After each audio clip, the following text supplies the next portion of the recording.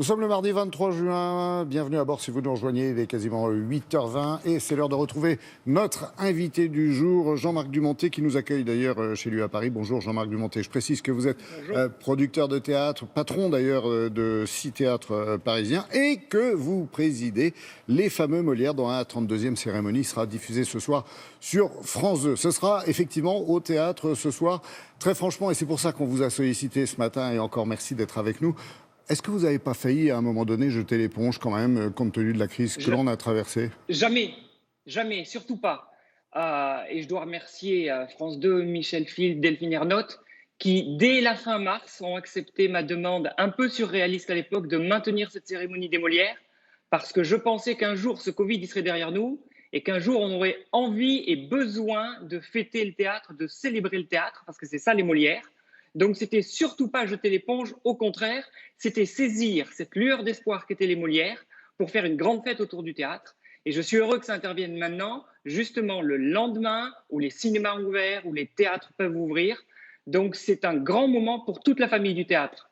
Bien joué, peut-on dire, à un homme de théâtre comme vous, et effectivement, on espère que le pari sera réussi. Dans quelles conditions ça s'est passé? Parce qu'il y a eu un report au début, après un enregistrement. Ça a dû être compliqué quand même, non? Vous savez, les contraintes, on en a tous, et cette période a été nourrie de contraintes pour tout le pays. Donc il fallait s'adapter. Ce n'est pas une cérémonie traditionnelle, mais pour autant, c'est une cérémonie comme les autres, parce qu'elle sera festive, elle sera joyeuse, elle va mettre en lumière toute l'effervescence qu'il y a dans notre pays en matière de création culturelle. Donc il y a des contraintes, mais on a su les dépasser. Je parle souvent des soignants, vous savez, je parle souvent des prouesses technologiques qui ont été Hmm. accomplies dans les hôpitaux, de ces TGV sanitaires. Donc nous, effectivement, ce n'est pas une cérémonie traditionnelle, il n'y a pas de public, ça a été enregistré sur plusieurs jours, mais il n'empêche, on a célébré des grands noms du théâtre, on a mis en lumière le théâtre, et c'était vraiment ça l'essentiel pour nous. Et en plus, cette cérémonie, elle sera joyeuse, parce que c'est le retour à la vie. Et le retour à la vie, c'est joyeux et c'est enthousiasmant. Bon, alors, toujours avec autant de joie, Jean-Marc. On est content pour vous et pour nous, parce que c'est important pour nous. Il n'y a pas de public, effectivement, vous l'avez dit. Il n'y a pas de maître de cérémonie. Mais ça ne fait rien, ça sera une très belle soirée sur France 2.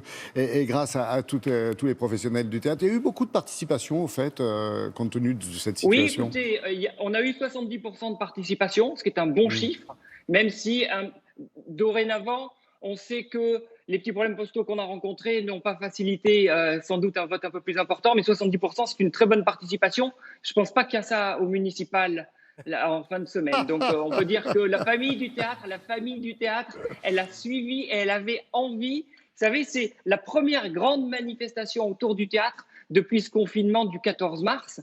Donc c'était quelque chose d'attendu et 70% de participation, c'est beaucoup et c'est bien. Et ça augure d'ailleurs de l'appétit qu'il y a pour cette cérémonie de ce soir. Bon, je ne sais pas si vous avez gardé le sourire longtemps avec moi, parce que j'ai envie de vous parler conditions économiques quand même, de la survie de tous ces théâtres, à Paris comme en province. Ne l'oublions pas, c'est important pour la vie locale, régionale et hexagonale de façon générale. Situation compliquée quand même.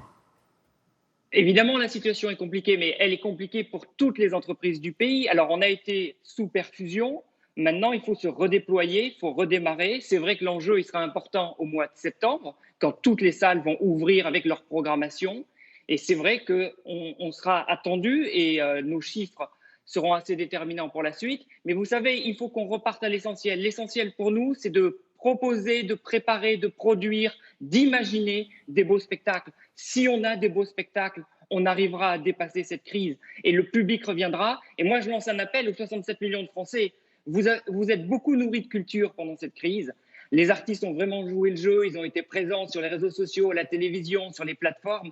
À vous maintenant, Français, de montrer votre soutien à la culture, à vous de sortir, à vous de profiter de la vie. C'est essentiel pour nous tous parce qu'on a tous envie que la vie soit belle et il faut réenclencher. Donc oui, il y a des difficultés. Évidemment, il y a des entreprises qui sont en très grande détresse parce que les festivals ont été abandonnés. Pour les petites compagnies, c'est évidemment un drame, celles qui devaient faire Avignon, parce qu'elles ne peuvent pas montrer leur travail.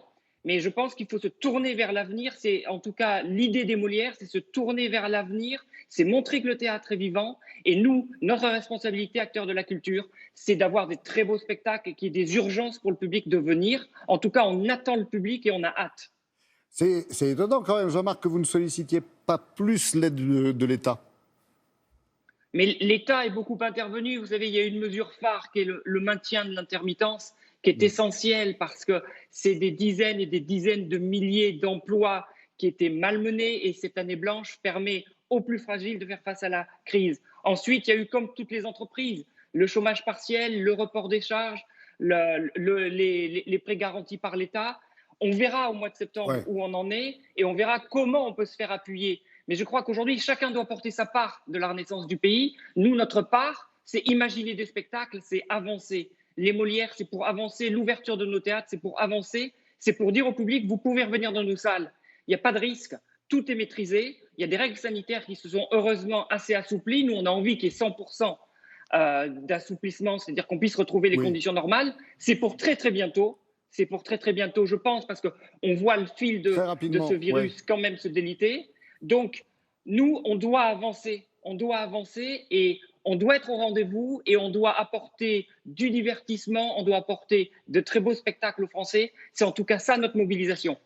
Jean-Marc, juste un tout dernier mot en quelques secondes. Vous produisez des acteurs, nos amis Alex Lutz, Édouard Baird, Richard Berry. Ils ont la banane comme vous ce matin ? Ils sont archi impatients de jouer. Hier, on a joué dans nos théâtres. Vous savez, on a repris parce que symboliquement, on pouvait reprendre. Donc, on a joué, par exemple, Plaidoirie au Théâtre Libre devant 500 personnes, notamment des personnels soignants. Et je peux vous dire qu'il y avait une émotion dans cette salle incroyable. Richard a été acclamé au début de la pièce, évidemment à la fin de la pièce, mais acclamé. Il y avait une chaleur, il y avait une ferveur.